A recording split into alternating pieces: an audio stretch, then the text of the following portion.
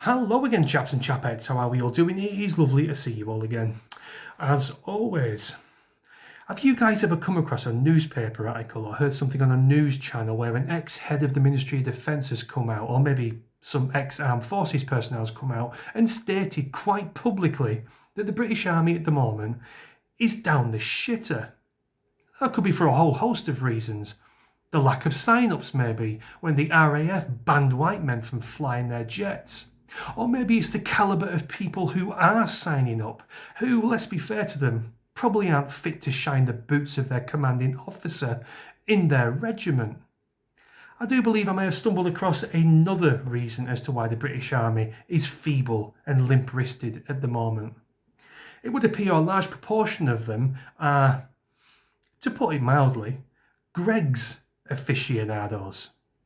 The military, guys, is there to keep us safe in the event of an invaded force. A military invaded force ever tries to take us over. I'm talking military here, guys. I'm not talking about a boatload of scruffy young men who are armed only with high-tech trainers and shell suits. No, I'm talking about President Putin over in Russia, or President Xi over in China, or a whole host of other military forces who'd be more than willing to try and take us over, considering how weak and open we are as a country at the moment, which, when you think about, is actually quite scary. So, enough drivel. Let's see what this data says, shall we, my friends? More than a quarter of troops are too fat to fight, figures obtained on Sunday's show.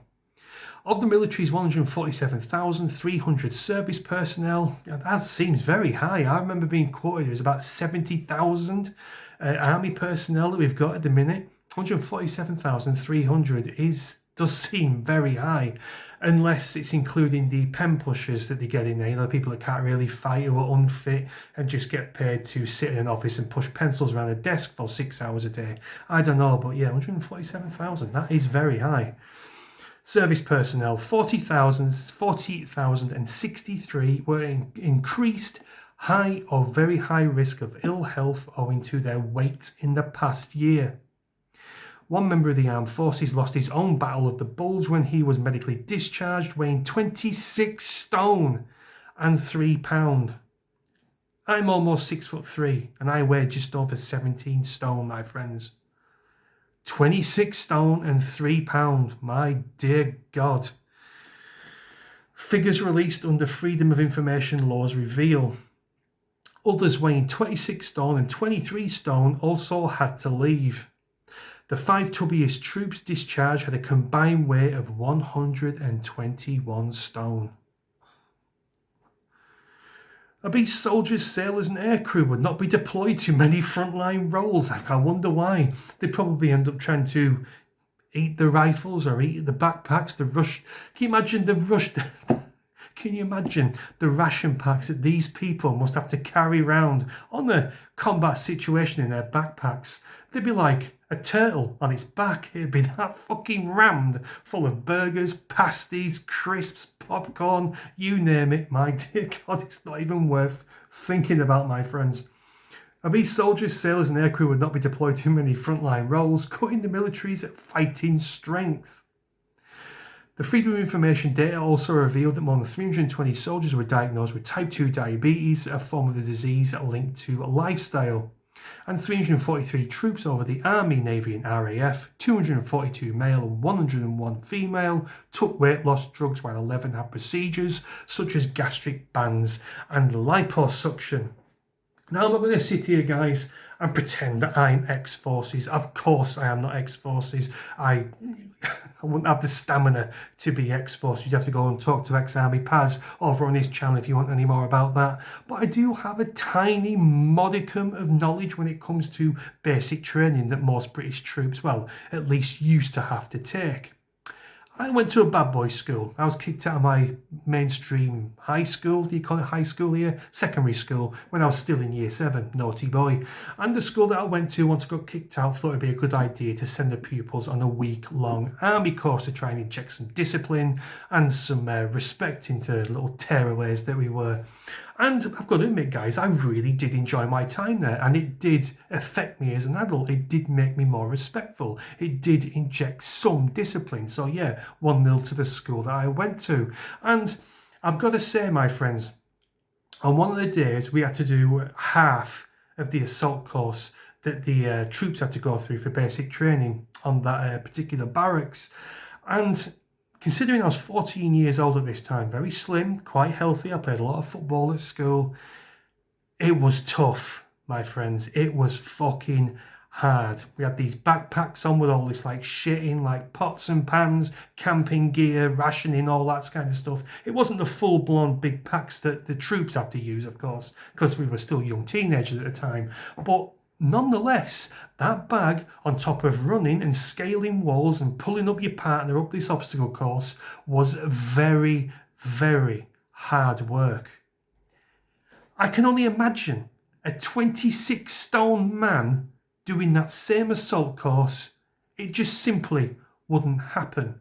Like I say, you had to pull yourself up ropes, you had to scale walls, you had to help your teammate over the wall, that kind of a thing. 26-stone man doing that assault course, he'd have a Connery after 50 yards. That I can pretty much guarantee you.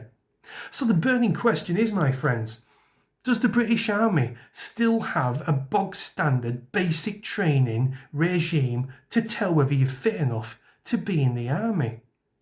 It would appear not. Because we all know that the armed forces now is awash with DEI regulations and wokeism. You've got all sorts of goblins and ghouls in the armed forces now. Iron Hoofs, you've got a whole host of LGBTQ goblins and ghouls in there. You've got fatties in there.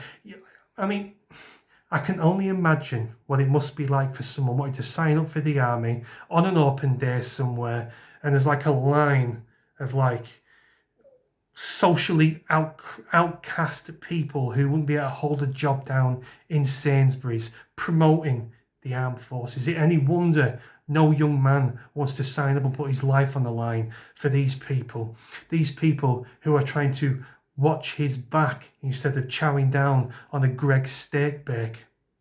I mean, call me old-fashioned, my friends. We need to employ the gender-specific roles in jobs again. I don't think you should have male hairdressers, for example. Unless you Stoke-on-Trent, then of course you might get a soft pass. I don't believe there should be women in the army. I don't believe there should be women in the police. The Manchester airport attack by the 2 Muslims last year is a prime example.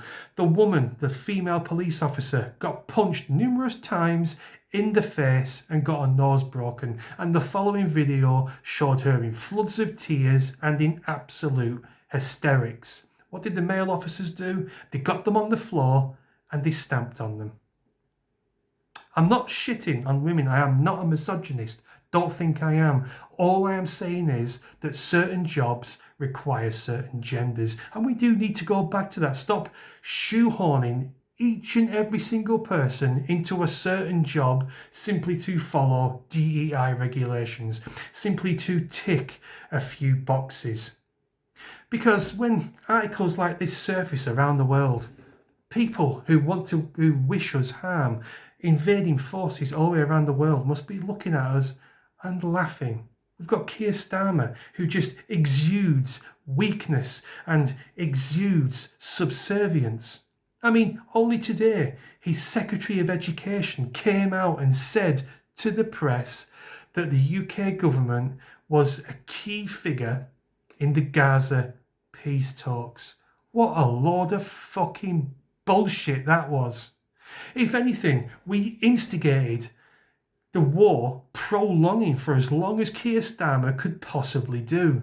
Same over in Russia and Ukraine. Our leaders want war. It's profitable for so many people. They don't want peace. They don't want a ceasefire. They want war. They want bloodshed. They want arms deals. The money simply pours in. We are an embarrassment. We are limp-wristed and we are weak. And we've got Pinky and Perky in the army, and we've got little Miss Muffet in the police. I dread to think what's going to happen if we ever do get invaded by a military force, not a bunch of scruffy, stinky refugees. My God, guys. We are wide open, I'm telling you. Anyway, that's my video, my friends. Do let me know what you think in the comments. Are you ex-armed forces? How was your basic training? If you didn't pass your basic training, did you still get enlisted into the army? I'd be interested to hear your stories. Do let me know. Carpe diem, and I'll see you in a bit. Cheers.